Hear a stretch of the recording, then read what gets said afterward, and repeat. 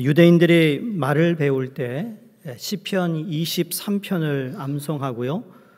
죽을 때가 되면 이 시편 23편을 읊는다고 합니다. D.L. 무디 그 부흥 강사로 미국에 큰 부흥을 일으켰던 친구 중에 F.B. 마이어라는 분이 있습니다. 그분이 시편 23편을 이렇게 표현합니다. 시편 23편은 사막의 오아시스이며 험한 등산길에 있는 휴게소이고 타는 듯한 한낮의 시원한 동굴이며 고요하고 신성한 묵상을 할 수 있는 정자이다. 곤비하고 쉼이 없고 무거운 짐진 인생들의 평온한 안식처이다. 동의하시나요? 지난 6주 동안 푸른 초장으로 쉴만한 물가로 인도해 주신 우리 주님을 묵상하셨으리라 믿습니다. 6주 동안 잘 약을 드신 분들은 얼굴이 벌써 달라 보입니다. 근데 좀 뒤늦게 잡수신 분들은 조금 이제 좀 변화가 보이는 것 같은데 어찌되었든 간에 여러분 말씀이 우리 안에 거하면 우리를 새롭게 하는 줄로 믿습니다. 여기 시편 기자 이 다윗의 이 말씀을 보면 여호와가 나의 목자다라고 시작한 이 시편은 그냥 나의 목자가 된다는 것을 머리로 아는 것이 아니라 인격적 관계를 통해 고백한 것입니다. 우리 어떤 정보를 얻는다고 해서 사람이 변하지 않습니다. 정보는 우리의 지식을 많게 하게 하지만 우리의 삶을 변화주질 않습니다. 여러분이 유튜브를 좋은 걸 보셨다고 해서 우리 삶이 변하지 않아요. 지식만 많아질 뿐이죠. 그런데 하나님의 말씀은 지금 다윗이 여호와는 나의 목자라고 할 때의 목자는 내가 경험한 인격적인 관계를 통해서 고백하고 있는 것이라는 거예요. 우리가 예수 그리스도를 믿는 것은 그분이 나를 위해 십자가 달려 죽으시고 부활하셔서 내가 구원받았다 이런 정보를 통하여 구원받은 것이 아니라 그분이 정말 인격적으로 나의 구원자가 되신다는 것을 믿기에 우리 삶이 변한 것입니다. 그래서 시편 23편을 자세히 들여다보면 나 또는 내게라는 이 말이 14번이나 나옵니다. 이 6절밖에 안 되는 짧은 책인데도 불구하고 이 장을 보면 정말 내가 나의 이러한 표현이 14번이나 나온다는 의미는 그만큼 여호와가 나의 목자가 될 때 지금 시편 23편에 나눈 모든 내용이 나의 것이 된다는 거예요. 주로 내 거 하는 어떤 이기주의적인 그런 것이 아니라 하나님이 나의 목자가 되심으로 내게 부족함이 없고 나를 소생시키시고 자기의 이름으로 나를 의의 길로 인도하시고 사망의 음침한 골짜기를 지날 때도 나를 안위하시고 아멘이세요? 그렇죠? 만약 교회를 오기는 하는데 아직도 하나님을 나의 목자로 고백하지 못하고 계신 분이 계시다면 여러분 오늘 이 시간을 통해 여러분이 진심으로 여호와를 목자로 모셔야겠다는 결단이 있기를 바랍니다. 왜냐하면 여러분 돈이 만약에 나의 목자가 된다, 유튜브가 나의 목자가 된다, 핸드폰이 나의 목자가 되는 사람이 있잖아요. 성공이 자신이 나의 목자라고 고백하는 분들 만약에 계시다면 여호와를 나의 목자로 모시기를 축원합니다. 인간에게는 두 가지의 만남이 꼭 필요합니다. 하나는 절대적의 만남의 대상이 있고 두 번째로는 상대적의 만남이 대상이 있어요. 상대적의 대상의 만남이라는 것은 그냥 순간적인 만남이죠. 스쳐 지나가는 사람들의 삶 가운데 순간적인 쾌락을 즐기고 일을 같이 할 수 있습니다만 거긴 참된 만족을 누릴 수가 없습니다. 잠시 있다 없어지기 때문에 그래요. 우리가 좋은 음식을 먹고 좋은 시간을 보낸다. 여러분 그건 영원하지가 않은 거예요. 추억엔 남지만 그때는 만족하지만 시간이 지날수록 그 만족도가 떨어집니다. 그 만족을 찾기 위해 사람들이 오늘도 갈급해하는 모습이 있는 것이죠. 그런데 절대적 만남의 대상은 누군가 하면 부모나 또는 배우자가 절대적 만남이라고 생각합니다. 그럼에도 불구하고 부모나 배우자도 영원하지 않기 때문에 여러분 그 절대적인 만남에 한계가 있습니다.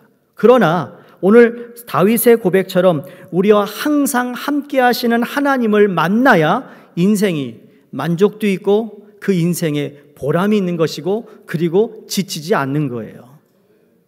푸른 초장에서도, 쉴만한 물가에서도, 질병 가운데서도, 성공 가운데서, 사망의 음침한 골짜기에서도 함께 하시는 하나님을 만나야 하는 것입니다. 세상 끝날까지 우리와 영원히 함께 하시는 하나님을 만날 때 우리의 삶에, 여러분, 과거에 경험하지 못한 새로운 생수의 그 물을 마심으로 우리는 변화된 삶뿐만 아니라 하나님이 우리의 목자가 되심에 놀라운 축복이 우리 가운데 임하게 된다는 것이에요. 지난 6번에 걸쳐서 시편 23편을 한 절 한 절 함께 묵상하고 말씀의 의미를 살펴보았어요. 지난주일 마지막 6번 6절로 우리 시편 이 연속 설교를 마쳤습니다만, 하나님께서 제 마음에 한번 복습하는 마음으로 이 시편 말씀을 다시 보았으면 좋겠다는 마음이 있어서 여러분과 오늘 이 시편 23편 전체를 다시 한번 조명해 보길 원합니다. 자, 하나님이 나의 목자가 되시면 어떤 삶을 살 수 있을까? 여러분 성경책을 쫙 펴보시면 눈에 확 들어오는 단어들이 많이 있을 겁니다. 그 중에 3가지로 우리가 나눈다면, 첫 번째, 여호와로 인하여 만족한 삶을 살 수 있다라는 거예요. 1절에 고백했듯이 여호와로 인해 내가 부족함이 없다. 양에게는 다른 것이 필요 없다는 얘기예요. 양에게 유일하게 필요한 것은 딱 한 가지인데 바로 목자가 필요하다는 거예요. 왜 목자가 필요하면 그 목자가 나를 푸른 초장에 누이고 쉴만한 물가로 인도하시기 때문입니다. 그러면 목자는 나의 육적인 것, 정신적인 것만 내게 채워주는 것이 아니라 내 영혼을 소생시켜준다. 우리가 살면서 여기 치이고 저기 치이고 근심 걱정이 있고 사람들 때문에 내가 스트레스 받는 이런 모든 것들이 여호와께 나오면 그분이 내 영혼을 회복시켜 주시는데, 왜 회복시켜 주시느냐? 그 목적이 있다고 말씀드렸잖아요. 그건 자신의 이름을 위하여 나를 의의 길로 인도하시기 위해서예요. 하나님께서 우리를 믿는 사람으로 어떻게 살아가야 되는지를 우리에게 자신의 이름을 걸고 우리를 책임져 주신다는 거예요. 여러분이 무슨 계약서를 쓰거나 아니면 무슨 대단한 어떤 하잖아요. 학교에서나 자녀들에게 부모의 서명이 필요한 거 보면 그 서명할 때 그 부모의 이름이 지금 써 있는 이 모든 내용에 대해서 책임을 지겠다라는 거잖아요. 그런 의미에서 자기의 이름을 위하여, 하나님 이름을 위하여라고 그랬어요. 그래서 그 의의 길로 우리를 옮기시는데, 이게 구약에서만 그런 것이 아니라 예수님께서 말씀하셨어요.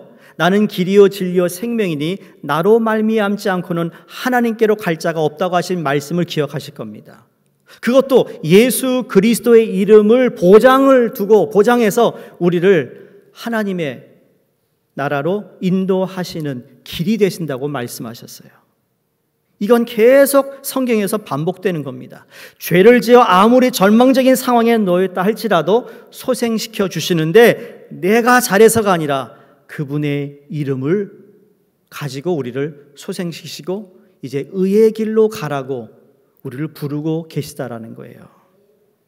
이게 궁극적으로 하나님의 영광을 위해서입니다. 두 번째로, 여호와를 목자로 삼으면 죽음의 두려움에서 해방되어 자유함을 누릴 수 있다고 말씀합니다. 그게 사망의 음침한 골짜기에도 해를 두려워하지 않는다.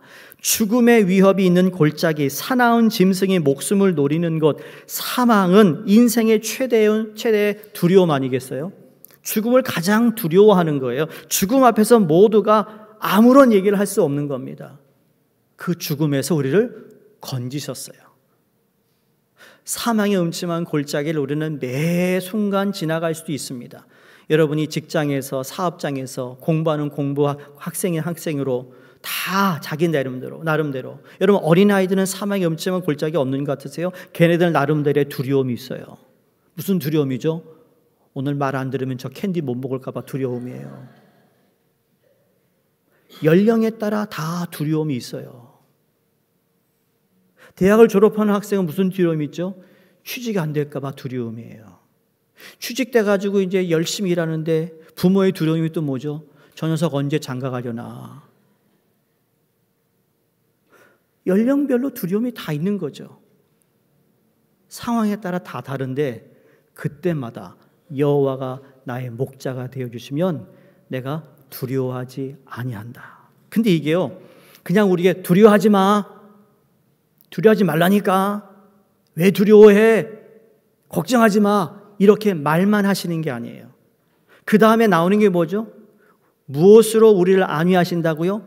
지팡이와 막대기로 우리를 안위하신다. 자, 지팡이는 보이는 거고요, 막대기도 내 보이는데 이게 뭐예요? 우리를 안위하신다.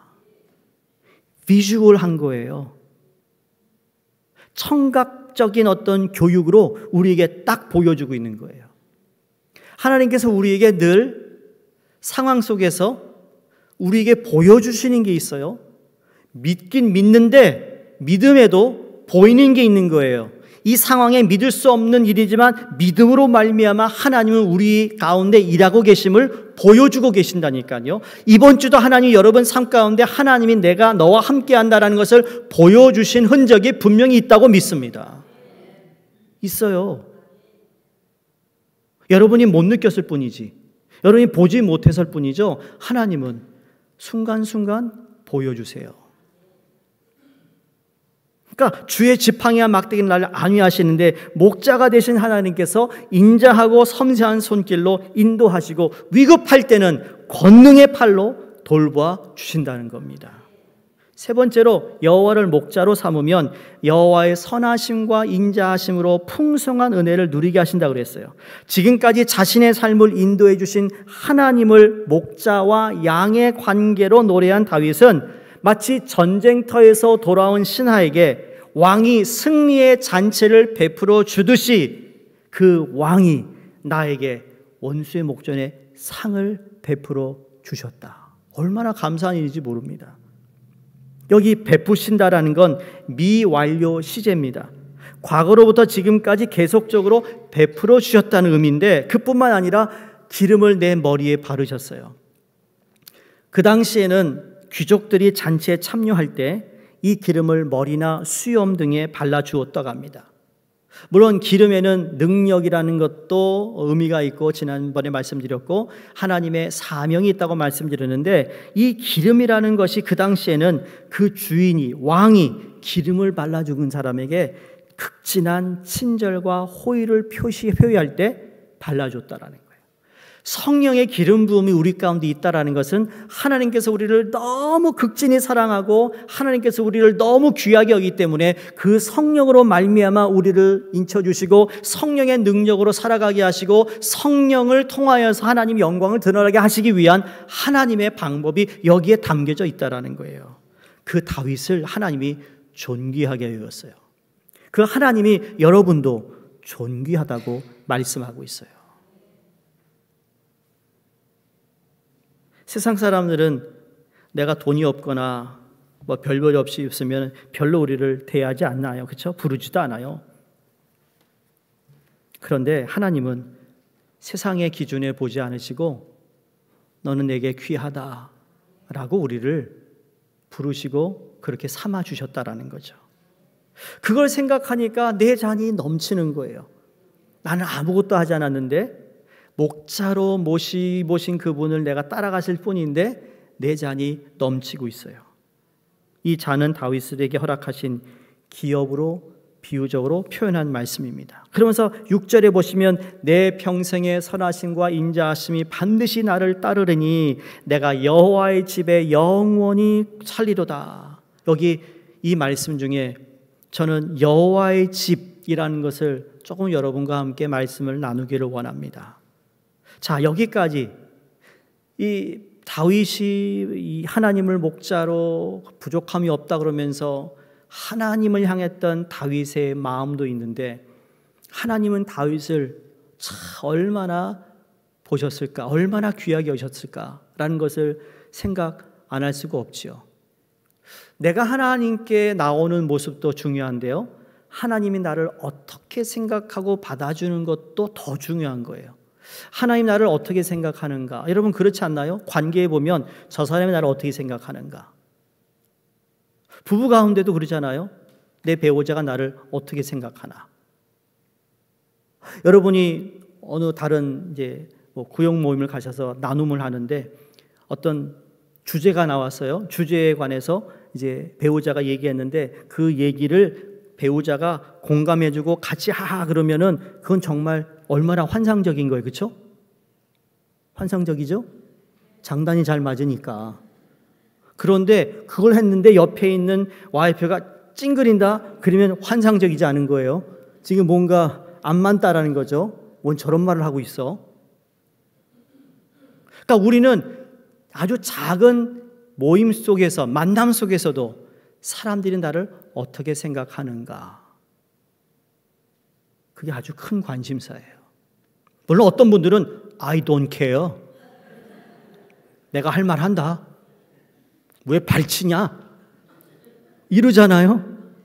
그런 분은 아주 소수예요. 소수인데 대부분 그래도 맞추려고 노력한다는 겁니다.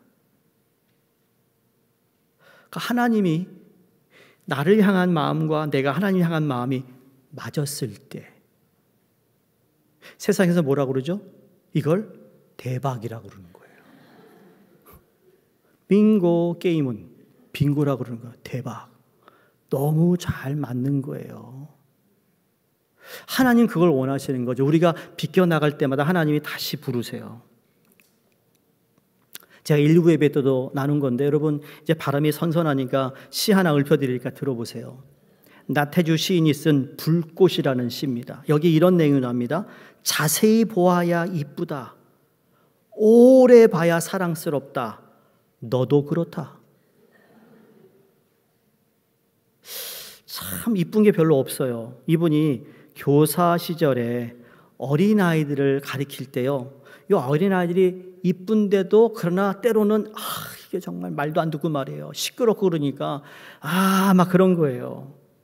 아니 지난까지 우리 서머스쿨 할 때 애들이 매일 왔어. 그래서 그냥 북적북적 막 그랬는데 안 보이니까 보고 싶은 거예요.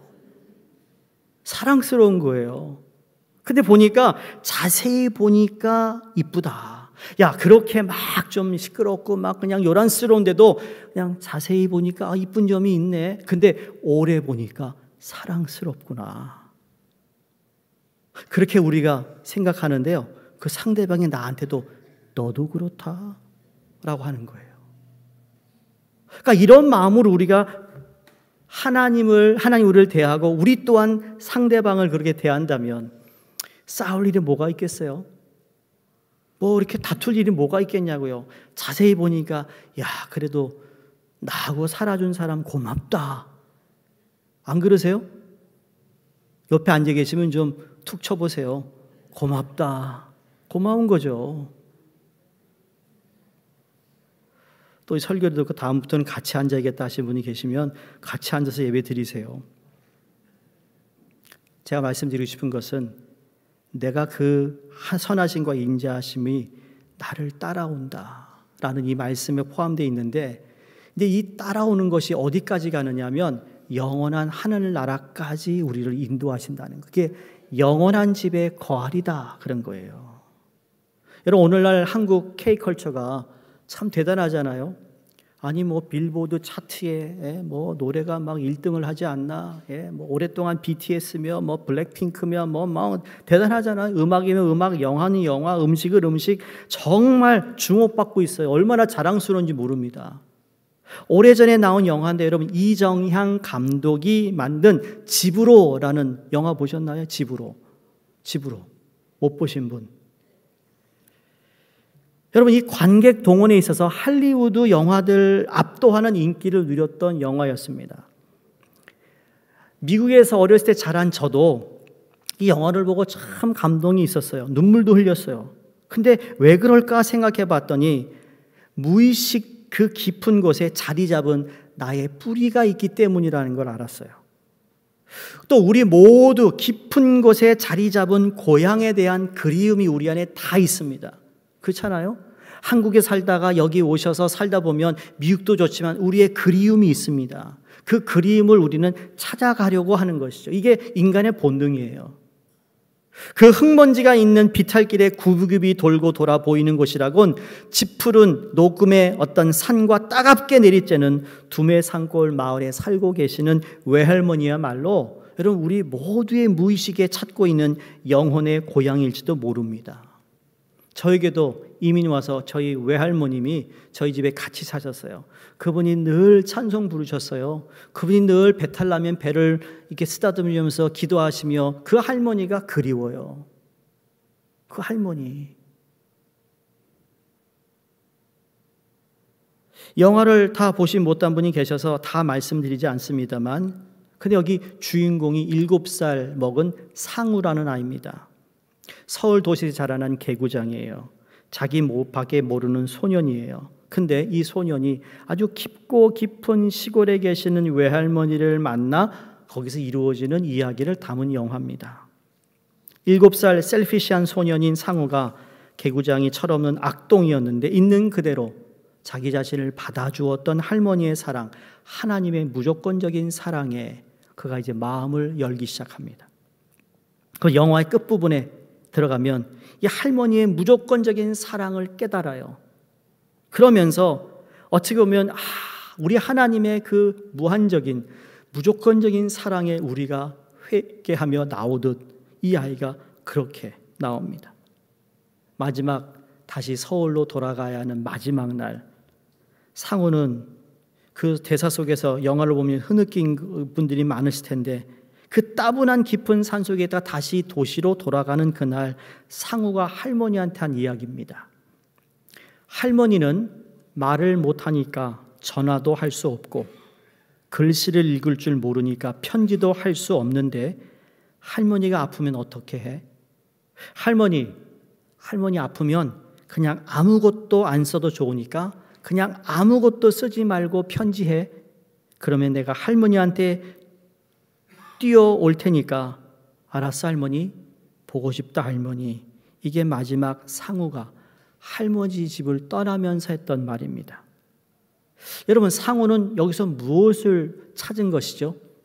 자기 영혼의 쉼을 얻을 수 있는 집이 할머니 집이라는 것을 깨달은 거예요. 성도님들, 우리는 이 땅을 살아가는데 우리의 마지막, 하나님께서 우리의 영혼의 집을 준비하고 계시다라는 것을 믿어야 된다는 것이죠. 모든 것이 하나님께로부터 나왔고 하나님을 통하여 이루어지고 그리고 우리 모두는 하나님께 돌아가는 인생이라는 것을 잊어서는 안 된다는 겁니다. 시편 기자인 23편의 기자는 이제 겨울이 다가오는 양떼들이 데리고 고지의 방목장에 내려와 집을 향하게 됩니다. 자, 양을 데리고 집을 떠난 목자는 언젠간 집으로 돌아와야 되는데 그것이 일주일이 됐든 2주일이 됐든 한 달이 되었든 그 오랜 시간을 푸른 초원 아무리 쉴만한 물가로 인도했다 할지라도 결국은 어디로 돌아와야 돼요? 집으로 돌아와야 돼요. 우리로 돌아와야 된다는 거죠. 추운 겨울이 오면 다시 집으로 들어와야 되는 거예요. 사도 바울도 한 시대에 귀하게 쓰임을 받았던 사도 바울 역시 늙어가면서 이제는 영원한 집으로 돌아갈 때가 되었다라고 그가 서신서에 쓰는데 이렇게 고백합니다. 고린도후서 4장 16절에 나의 겉사람은 낡아지고 있다 그랬어요. 고린도후서 5장 1절에 만일 땅에 있는 우리의 장막집이 무너지면 하나님께서 지으신 집, 곧 손으로 지은 것이 아니요 하늘에 있는 영원한 집이 우리에게 있는 줄 아노라. 이렇게 고백한 후에 정확히 10년 후 로마에서 순교를 당하고 하나님의 영원한 집에 들어갔습니다. 성도님들, 그러면 우리가 주님께 예비하신 영원한 집을 바라보는 하나님의 사람들은 어떻게 하루하루를 살아야 할까요? 딱 한 가지입니다. 감사하며 살아야 됩니다. 어떤 감사일까? 과거를 돌아보며 감사, 현재를 보며 감사, 미래를 바라보며 감사하는 겁니다. 과거를 감사했어요. 유대인의 랍비인 헤롤드 쿠스너라는 분이 이런 말을 합니다. 한 랍비가 길을 가다가 길을 뛰어가고 있는 교인을 만났대요. 그래서 그 교인에게 묻습니다. 도대체 당신은 뭐가 그리 급해서 어디로 그렇게 빨리 가고 있습니까? 라고 물었더니 이렇게 대답합니다. 보면 모르시겠어요? 저는 지금 성공을 쫓아가고 있고 번영을 쫓아가고 있습니다. 랍비가 다시 이렇게 말해 주었습니다. 아, 그러시군요. 성공과 번영이 앞에만 있다면 당연히 그렇게 하셔야죠. 그런데 만일 하나님이 당신의 성공과 번영을 들고서 당신 뒤에서 오신다고 하면 어떻게 하겠습니까? 그랬더니 대답이 당연히 뛰던 것을 정지하고 뒤를 보아야겠죠. 무슨 의미일까요? 하나님의 선하심과 인자하심이 나를 따라온다 그랬잖아요. 주님이 우리에게 주실 복을 들고 우리를 따라오시는데 나는 내가 해야 할 일이라기 급하다는 것 때문에, 내 성공 때문에, 내가 내 멋대로 사는, 소견대로 사는 것 때문에 앞만 보고 나가고 있는 그 모습에서 우리에게 주는 교훈의 말씀이에요. 돌아보라는 거죠. 감사가 바로 저 뒤에 있는데 그 감사를 모르고 살아가고 있는 모습을 우리에게 말하고 있습니다. 두 번째로는 현재를 만족하며 감사하는 겁니다. 선하심과 인자하심이 정녕 나를 따르리니, 영어에 보면 surely goodness and love will follow me로 되어 있습니다. 미래 조동사가 되어 있어요. 앞으로 그렇게 될 것이라는 거죠. 켄 가이어가 쓴 묵상하는 삶에 한 이야기가 나옵니다. 멕시코 시티에 양파 파는 노인의 이야기가 소개됩니다. 멕시코 시티 시장 한 구석에 포타라마라는 이름을 가진 노인이 양파 20주를 놓고 장사를 하고 있었대요. 근데 미국 시카고에서 살던 사람이 멕시코를 방문해서 그 시장터에 갔는데 그 양파를 파는 사람에게 이랬습니다. 양파 한 줄에 얼마가 됩니까? 그랬더니 10센트입니다. 그러더래요. 그럼 두 줄에 얼마입니까? 20센트입니다. 세 줄은 얼마일까요, 여러분? 30센트예요. 그랬더니 이 미국에서 온 시카고 이 양반이 아유 아저씨 깎아주는 게 없네요. 그러면 20개 다 사면 얼마입니까? 했더니 그렇게 팔 수 없습니다. 그러더래요. 그래요?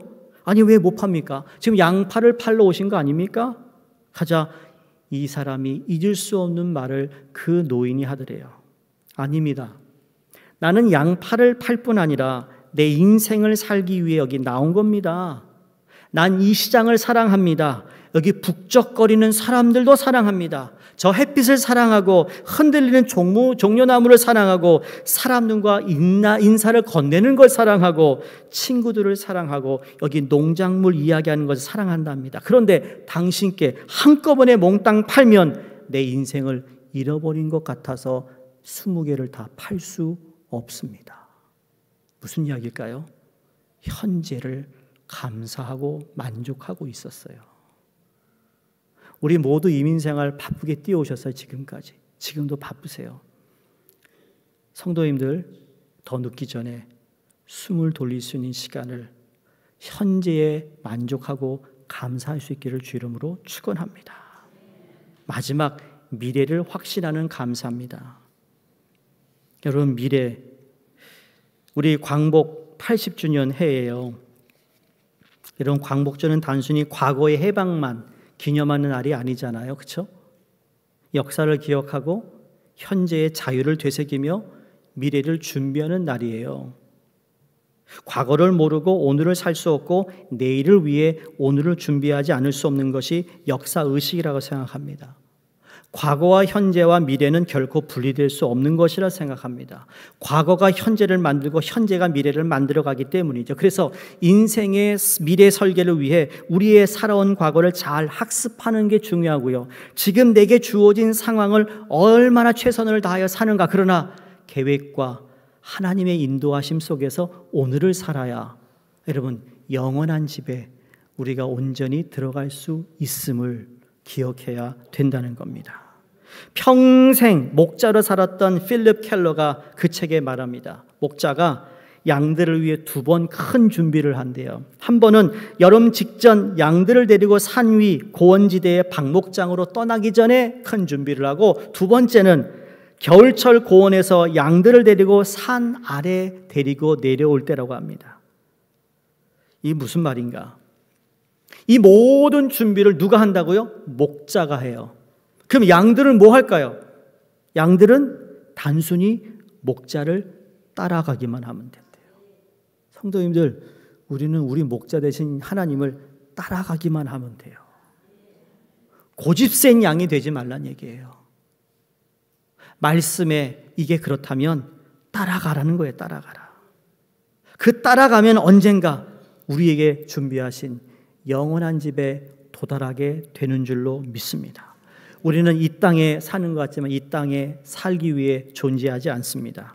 고린도후서 4장 18절 사도 바울이 우리가 주목하는 것은 보이는 것이 아니요 보이지 않는 것이니 보이는 것은 잠깐이요 보이지 않는 것은 영원합니다. 보이지 않는 세상에 더 큰 가치를 두고 인생을 우리 모두가 살기를 주의 이름으로 축원합니다. 그런 의미에서 여호와는 나의 목자로 시작해서 영원한 집까지 가는 이 모든 걸 보면 하나님 우리를 위해 다 준비해 놓으셔서 예비하신 거예요. 그런데 어디까지? 마지막 선물인 그 하늘나라까지. 그 헨리 나운이라는 분이 내가 처소를 예비하러 가노라 이 말씀을 통해 가장 큰 선물을 우리에게 주셨다고 고백합니다. 사랑하는 성도님들, 우리 모두는 마지막 모두 다 여호와의 집으로 인도함을 받는 하나님의 거룩한 백성임을 잊지 마시고 우리에게 주어진 하루하루의 삶을 통하여 목자 되신 여호와 하나님을 끝까지 순종하며 따라가시기를 주의 이름으로 축원드립니다.